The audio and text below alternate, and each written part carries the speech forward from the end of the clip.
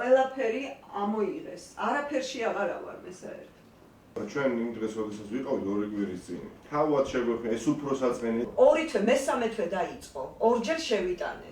ორჯერ როგორღაც ჩავედი, რატო და რის გამო. სადაზღვევო პოლისი რატო შეჩერდა? არ ვიცი, მთლიანად ამოღებული ხარო ბაზიდან. თქვენ ამ ამბავზე ზოგადად ვინმე ჟურნალი ექიმი ყავდა?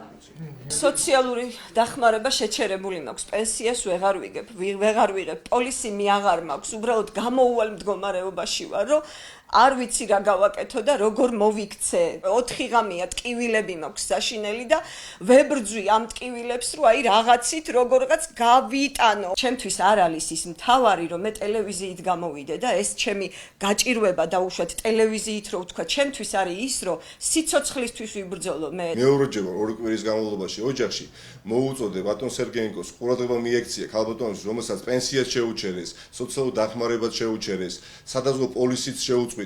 გამოგვართო ჯანდაცვის სამინისტროს წარმომადგენელმა ტელეფონის ნომერი, მისამართი ქალბატონის, მაგრამ როგორც თავად სერგეენკო არ გამოჩენილა, ისე თავის თანამშრომელი არ შემოხმიანებია ქალბატონს. ამ ოჯახის შემთხვევაში საქმე გვაქვს უბრალოდ უპასუხისგებლობასთან სერგეენკოს უწყების. მოუწოდებ ახლა ამჯერად ბატონ სერგეენკოს რეალურად დაინტერესდეს ქალბატონი ეკას პრობლემით და არ არის აუცილებელი დაელოდოს ქალბატონი ეკას ისტორიის ფატალურ შედეგს. ეს დაგინიშნა ექიმი კი მერაბი მარშანიშვილი, რომელსაც ეს პერიოდულად მინიშნავს ამ დანიშნულებას.